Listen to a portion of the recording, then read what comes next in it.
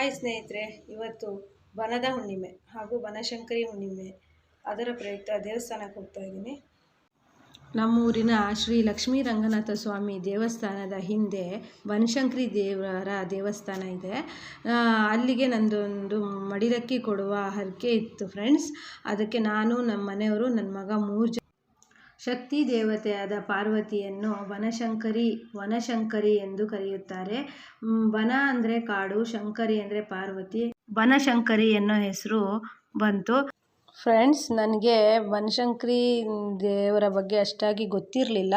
ನನ್ನ ಫ್ರೆಂಡು ಜಯಂತಿ ಅಂತ, ನಾವು 9ನೇ ಕ್ಲಾಸ್ ಓದುವಾಗ ಅವಳು ಪ್ರತಿ ಶುಕ್ರವಾರ ಇಲ್ಲಿ ಲಿಂಬೆಹಣ್ಣಿನ ದೀಪವನ್ನು ಹಚ್ಚುತ್ತಿದ್ಲು.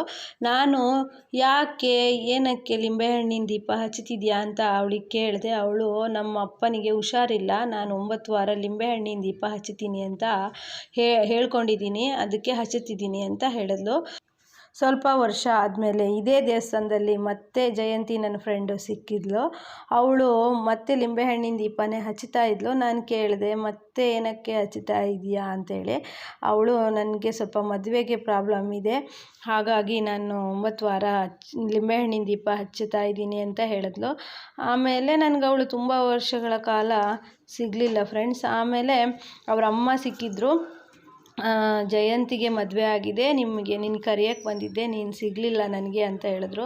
ಏನೋ ಫ್ರೆಂಡ್ಸ್, ತಾಯಿಗೆ ಅವಳು ನಿಂಬೆಹಣ್ಣಿನ ದೀಪ ಹಚ್ಚೋದ್ರಿಂದ ಅವಳಿಗೆ ಮದುವೆ ಆಯಿತು, ಅವ್ರ ಅಪ್ಪನಿಗೆ ಹುಷಾರಾಯಿತು ಅನ್ನೋದೇ ನಂಗೆ ಖುಷಿ.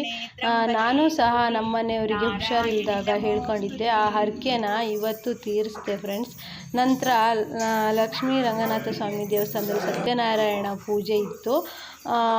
ಸತ್ಯನಾರಾಯಣ ವ್ರತಕಥೆ ಕೇಳಿ ಪೂಜೆಯನ್ನು ಮಾಡಿಕೊಂಡು ಪ್ರಸಾದವನ್ನು ತಗೊಂಡು ನಾವು ದೇವಸ್ಥಾನದಿಂದ ಬಂದ್ವಿ.